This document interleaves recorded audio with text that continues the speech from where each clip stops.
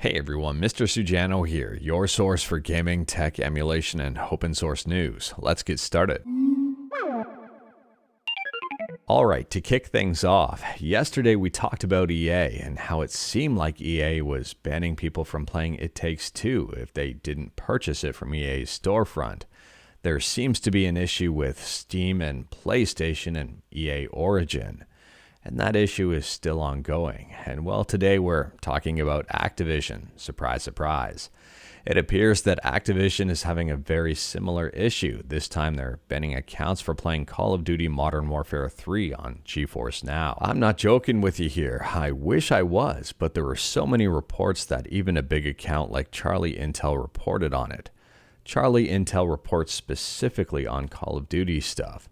And they say, do not play Call of Duty via NVIDIA GeForce Now, for now. There appears to be some glitch where players are being banned in-game after it's detecting playing via cloud as a cheating device. Fortunately here, Activision has actually seemed to have listened and fixed the issue pretty quickly.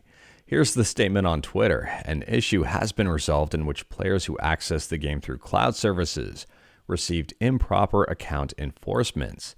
It's a very interesting way of saying banned. We have identified a small number of accounts, wondering what they mean by small number, impacted by this issue and are working to roll back unwarranted account enforcements. Again, they're dancing around the whole thing of they screwed up and accounts were banned. Now, I'm not here to praise Activision, but at least they acted pretty quickly, unlike EA, who apparently still has this issue. An issue that's existed since early 2022, possibly even sooner. EA, what is going on? And speaking about what's going on, next up we're talking about the ASUS ROG Ally. And as of November 30th, ASUS rolled out a pretty big change for their ROG Ally. It added a whole bunch of things here, including gyro. So taking a closer look at their changelog here, and in addition to adding gyroscope controls, they've also added joystick response curve to stick adjustments. They've added an option to toggle CPU boost in the Eco Assist settings. They've added keyboard shortcut customization for opening ASCE and Command Center.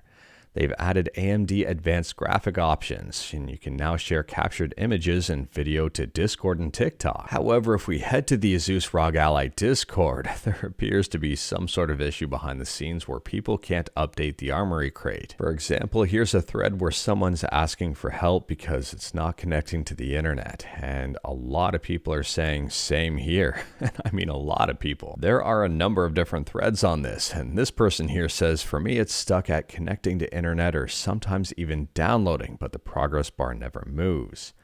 And edit, tried to uninstall and reinstall. Now it's stuck at install and I don't have any access to mouse or functions. Hopefully this is just a server problem, but if you're looking at updating your Armory crate, you might want to hold off just yet. I'm not certain when they're going to fix this. Fortunately though, if you are interested in the ROG Ally and haven't picked one up yet, it's currently on sale for $200 off, so you may want to check it out. And speaking about checking stuff out, next up we're quickly talking about Grand Theft Auto 6. And today Rockstar Games said that trailer 1 for this game will be showcased on Tuesday, December 5th at 9 a.m. If you're interested in this game, just be warned here, there's a lot of fake trailers being shown online. Nothing so far is real. You're going to have to wait until December 5th. Next up, I've got another quick one here, but this is just a rumor, so take it with a grain of salt. But it's being reported that the next Nintendo Switch could use Samsung's OLED screen. A very similar screen that's currently in the Steam Deck OLED. It's the same manufacturer. Apparently there's some sort of lawsuit where Samsung is going after BOE for violating trade secrets, and it appears that Nintendo was going for BOE for their OLED displays. So based on this, people are speculating that Nintendo is going to have to go through Samsung. I'm kind of curious to see what happens here. I'm not going to complain though, because the Steam Deck OLED screen is absolutely fantastic. It'd be great in the new Switch. And speaking about rumors, if you haven't migrated to Windows 11 yet, you may not need to. And if you've just gotten comfortable with Windows 11, the carpet is about to be yanked out from under your feet. Windows 12 apparently is going to launch in June of 2024. Now, this is just a rumor, but it might be true. My big question here is, if this is actually true, how long are they going to support Windows 11 for? If it's not very long, that's going to be a big bummer for those people who literally just got the operating system. Moving on, and we're talking about Nintendo Switch emulation on Android with Yuzu. Now, Yuzu does not support Android 10. However, there is a fork here on GitHub, and it's called Yuzu for Android 10, the Yuzu A10 archive. Now, this is not open source, and I cannot recommend it because it's taking an open source code and closing that source. It is free though, so it's got that going for it. To be 100% clear here, this fork is not supported by the Yuzu team, and if you go to ask them about support for this, they're not going to be able to help you. And there's no guarantee that Yuzu Android 10 is going to work well on an Android 10 device. There's a reason they didn't support it in the first place. But if you are interested, I'll drop a link to this GitHub page in the description below and feel free to check it out. Just remember, I cannot endorse this. And speaking about Android and GitHub, next up here we're talking about NetherSX2, the patch for AetherSX2 that attempts to update the emulator. Anyways, here NetherSX2 1.0 has its own GitHub. I'll drop a link to it in the description below.